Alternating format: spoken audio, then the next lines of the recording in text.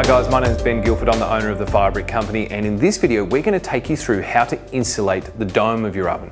That's going to include installing your ceramic fibre blanket, a waterproofing system to run around the perimeter of the oven to keep as much water as possible out of your oven, and finally your chicken wire that's going to hold the ceramic fibre blanket down and provide reinforcing for the Perlite Render, which is to come later.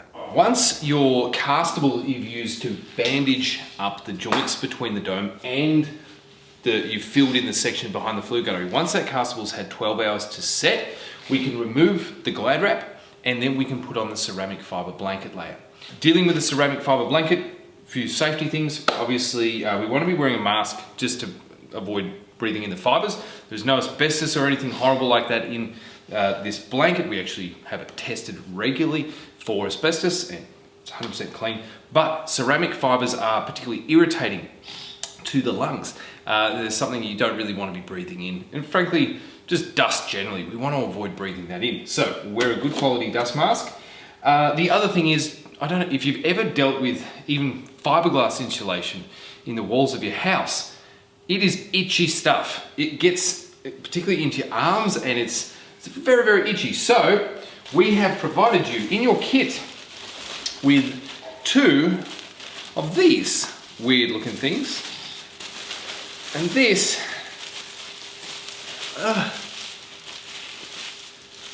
these are vet examination gloves, and they're actually usually used for checking to see if a cow or horse is pregnant. But for us, they're going to protect our arms from all the spiky, itchiness of the ceramic fibre blanket. So we're going to put these on. Now these are not particularly tough material, they're quite thin, a bit easy to tear. So to protect them, we're going to put on some gloves over the top. I'm using my heavy duty washing up gloves. You could use, some other glove, like a gardening glove even, would be fine. It's just something to protect the soft plastic. So I know this looks a little bit ridiculous, but I'd much rather look a little bit silly and not have itchy arms than look awesome and go home scratching.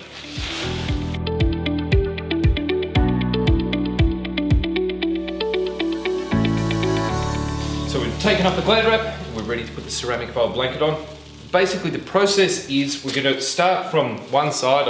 I start on the left and roll it around, so wrap it around sideways, and then you'll find if you go to try and sort of push it down, it doesn't want to. It's not folding to the shape of the dome. So what we're going to do is cut V's out of the top half, so that we'll cut a V into the top half of the blanket, and then the two pieces will fold into each other and sort of close up. We don't have to worry too much about getting it perfect. Let's say maybe you cut out a little bit too much and you've got a hole. You can just fill it in with a bit of the blanket. It's quite easy to tease the pieces apart, and you could make just a small section of it and just stuff it into any little gaps that you've got. All right, we're going to bring it in around to this front section here. We're just going to butt it up against the front here. We don't want to run it all the way to the front of the brickwork. We're going to stop back here at the casting because we want our perlite to come around that and come in just behind the brickwork here. We don't want to feather out the perlite to a really thin section. We want to sort of have the perlite as a thickish section, which will give it some strength.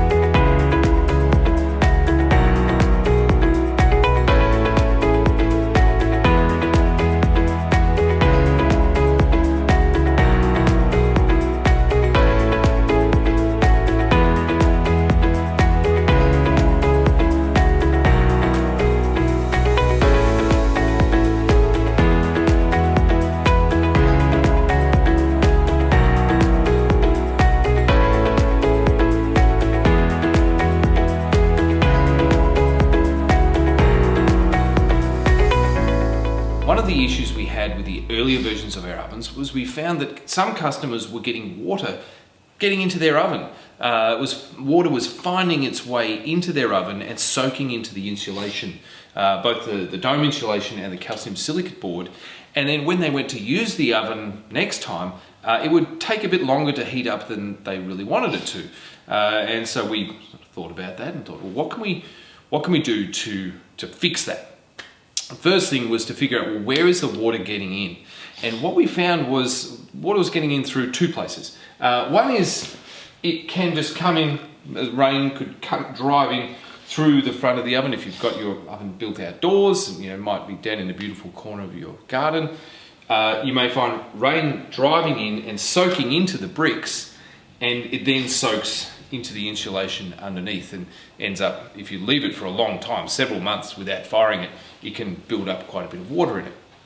If you are finding you're getting a lot of rainwater driving in through the front of the oven, there are a couple of things that you could do. One, which is sort of a difficult one, would be to get a canvas cover made to put over the oven when you're not using it. Just like a barbecue. If you leave a barbecue outside for 6 months, well, it's going to get a lot of abuse. It's going to get a lot of rain and UV and so on.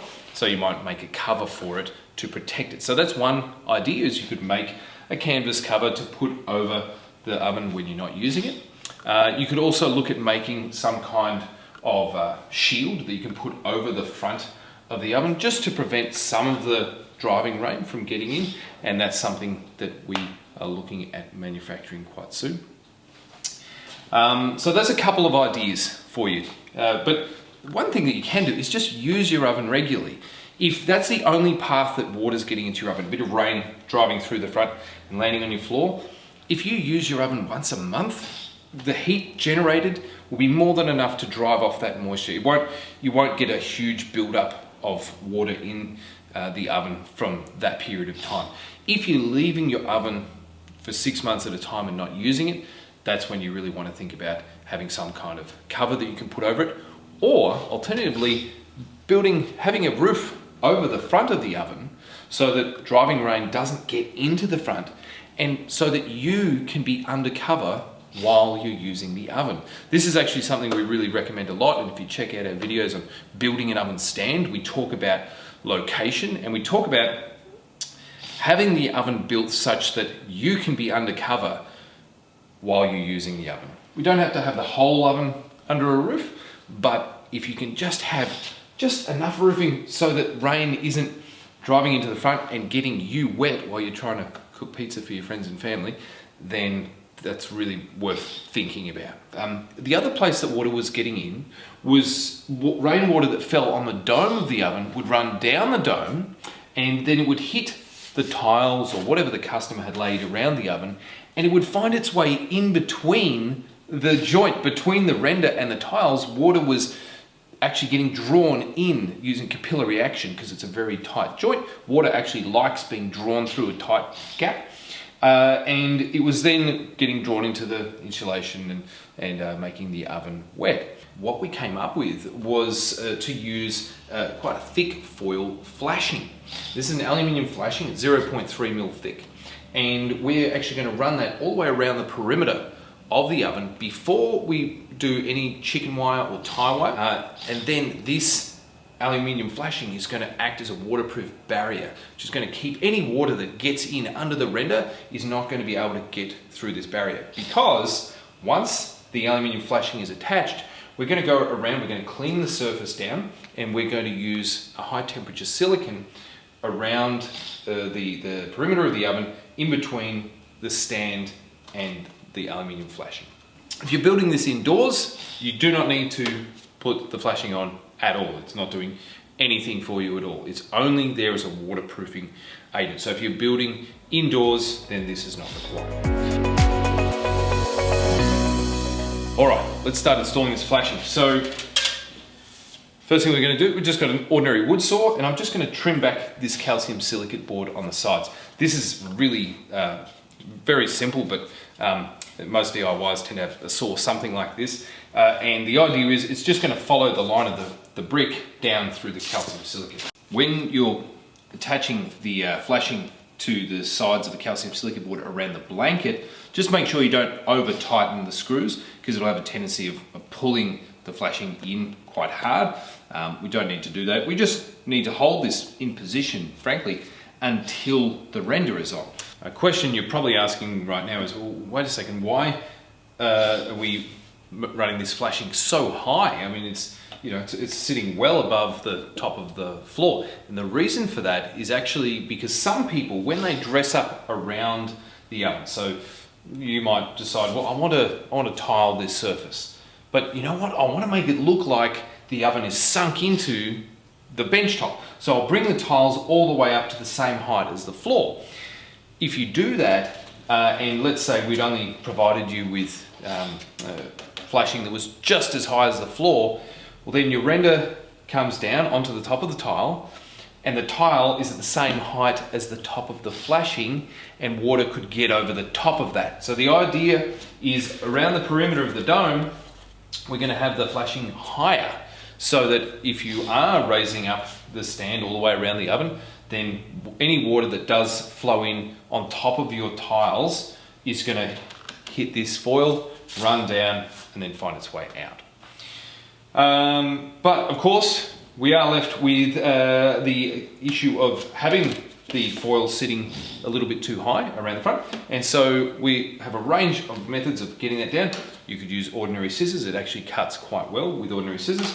You could use shears or tin snips if you want. Or if you have a good blade, you can use that as well. And that's the method that we're going to be using today in conjunction with our wonderful and very handy dead blow mallet. The rubber mallet will do the same job for this.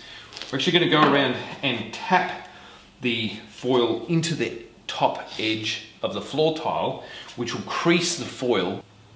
So for the section of this flashing that's sitting above the floor line, what we can do, two things. We could cut it down to the same height as the floor or just slightly below, because we're going to be running in, usually you run in some tiles or maybe a granite landing or something around these bricks at the front. So we're going to butt something up against this, so we're not going to see this anyway. The other thing you could do is just make a couple of little incisions here. So one here and one over here, and then we could fold the foil over using that line that we tapped out before with our mallet. So we could fold it over and then again probably use the mallet, just tap it and get it to sit flat so that we can then get our landing in against it. Guys, like this flashing is actually mainly for waterproofing around the dome. That's what I'm really sort of doing it for. And for any water that's coming down and landing on your tiles, we're trying to avoid that getting through into the insulation and into the oven. But around the front here, it's not bad to have it, but it's not doing a huge amount of waterproofing for you, because if you think about it, these bricks are porous. When rain falls on these bricks, it will make its way into the oven. Okay, and that's not the end of the world. It doesn't really matter. As long as you use your oven semi-regularly, that kind of water ingress is not going to cause any real issues for you.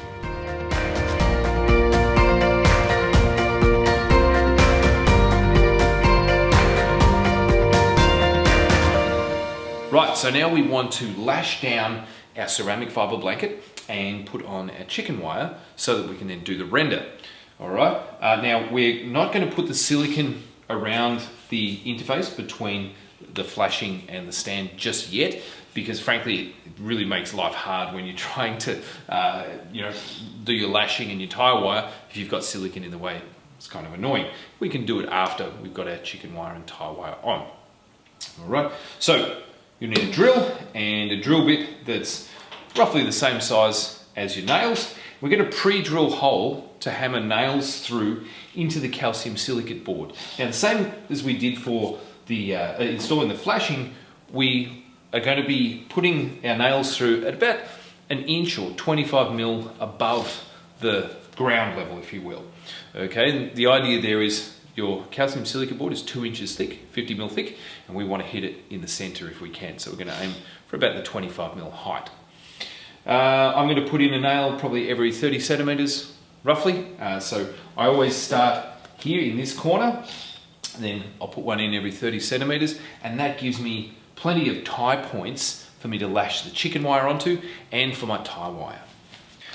You'll notice I'm pushing very gently because I'm trying not to distort the foil. All right, so just take it easy, take your time, and you won't make too much of a mess of it. If you do manage to tear a bit of the foil, it's not really the end of the world because we can always patch it up with a high temperature silicone. So we're leaving a bit out here. So I'm leaving about half an inch, 10 mil, thereabouts. So that gives me something that I can actually loop my tie wire over and lash it down on the other side. And the same for the chicken wire, just giving me something that I can attach to. We're gonna have 2 inches of 50 millimeters of Perlite Render coming down over this surface. So leaving it hanging out that 10 mil is not an issue. So we're gonna be working over the ceramic fiber blanket. So I'm gonna put my gloves back on. Putting these back on, once you've used them before, is it's a unique experience. If you've ever put on a wetsuit in winter that you've just used earlier in the day, or maybe a pair of wet socks, it's kind of similar to that, not great, but much better than being itchy. So I'll put them on.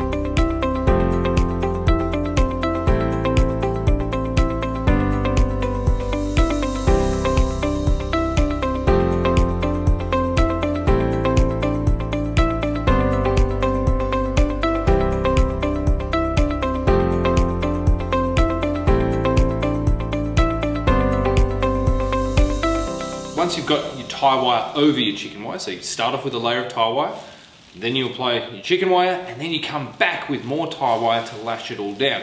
You're still going to have heaps of chicken wire hanging out all over the place. And it tends to want to bulge away from the blanket. And so rather than trying to push it down, because it's just going to bounce back on you, the trick is to scrunch it. And so you just pinch sections and it pulls in. Right? And so you just go around pinching and it will pull itself in against the blanket and stop hanging out. Now again, we're going to be putting 50 mil, 2 inches of Perlite Render over this surface, and in some places you might even go a little thicker. There's plenty of perlite in your kit. And so you don't have to worry about getting it really, hard down against the blanket. You can have little bits sitting out, that's not a problem. In fact, sometimes it's good because they actually really bite onto the render really hard. But I'm going to go around and just scrunch down where I need to. You'll notice along the front edges, I tend to tuck the chicken wire around this front edge because I really want the strength of the chicken wire in that render if I can get it there. So check out the written instructions as well, guys, for extra tips on doing your chicken wire and your tie wire.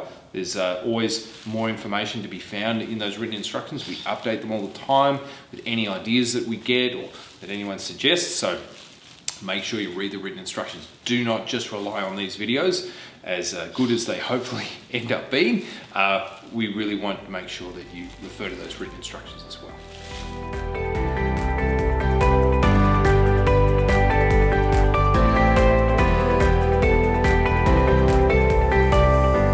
Alright, so we want a seal between the stand and our aluminium flashing that we installed earlier. And so we have a special high temperature silicone that is provided with the kit to seal between those two surfaces. We're also going to use it just to seal around the screws and the nails as best we can. Remember guys, it's not going to keep out 100% of the water, but hey, if we can get 90% out of it, that's a huge improvement.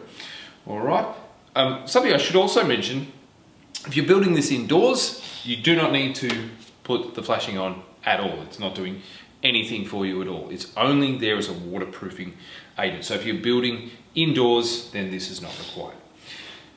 Before we apply the silicone, we need to clean the surfaces with a solvent. So you could use mineral terps, methylated spirits, paint thinners, any good solvent, just to clean the surfaces, just to make sure we get a really good bond with the silicone. So first things first is go around and sweep off any dust, and then you can come back around with your solvent and just give those surfaces a clean where you're going to be applying the silicone. All right, so we're going to run a bead of silicone around the perimeter here. We're also just going to seal around our screws and as best we can around the nails. Again, do your best. Don't worry if it's not perfect. You've got a big tube of silicone here. There's plenty of it, so don't worry about wasting it. It's rated to 250 degrees Celsius, so this is the perfect material for this job. One thing I will say about it is where we're putting it is literally the coldest part of the oven. It's got the most insulation in between it and the heat of the oven. So down around here, it's really not getting very hot at all, unless you're firing your oven. Even if you're firing your oven to over 600 degrees Celsius, you're really unlikely to see temperatures of over 150 degrees at this point. So this is fantastic material. It's just perfect for the job.